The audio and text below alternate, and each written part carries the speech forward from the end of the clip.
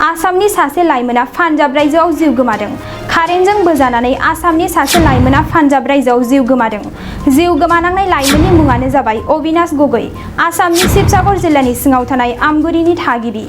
मिथिहोनाय बादिब्ला बे लाइमोना थांनाय बोसोरनि डिसेम्बर दाननिफ्राय पान्जाब अमृतसरनि हन्डा एएसआर मुंनि प्राइभेट कम्पानियाव खामानि मावोमोन।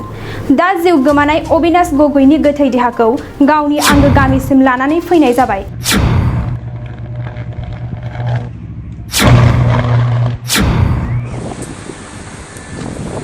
नोंथाङा सरकारि साख्रि नागिरदोंना? नोंथांनि थाखाय मोनसे गोजोनथाव खौरां। नोंथांनि थाखाय दं एडुकेट पइन्ट, जेराव नोंथाङा सोलोंथाइ लानायनि गेजेरजों सरकारि साख्रिनि गुबुन गुबुन रोखोमनि गोब्राब आनजादफोरखौ उथ्रिसारनो हागोन आरो गावनि आथिङाव गसंथानो हागोन। बे एडुकेट पइन्टआव नोंथांमोना SSC, bank PO, bank clerk, bank SO, UPSC, FSC, defence, railway, state insurance, AAO, ADO एसिस्टेन्टजों लोगोसे स्टेट लेभेल जब आरो माखासे सरकारि साख्रिनि आनजादाव गोनांथि जानाय आयदाफोराव सोलोंथाइ लानो हागोन। मख'नो गोनांदि बे सोलोंसालियाव साख्रिनिल' नङा, बेयाव एमबिए आरो सैनिक स्कुल बायदियाव एडमिशननि थाखाय एन्ट्रेन्स होनो थाखायबो सोलोंथाइ लानो हागोन।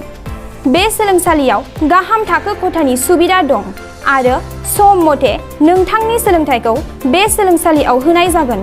बेखौबो मिथिनांगोन दि बे एडुकेट पइन्टआव सोलोंथाइ लानानै बावैसो 2021-22 इं मायथाइनि एसएससि जिडिनि आनजादाव गासै 11 सा सोलोंसाफोरा उथ्रिसारनो हादों।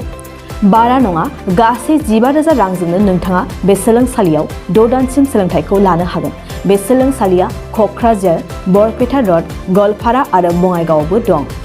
क'क्राझाराव सोलोंथाइ लानो गोसो गुदुं जानाय सुबुंफोरा 70020261333 9101 536360 70020261333 9101536360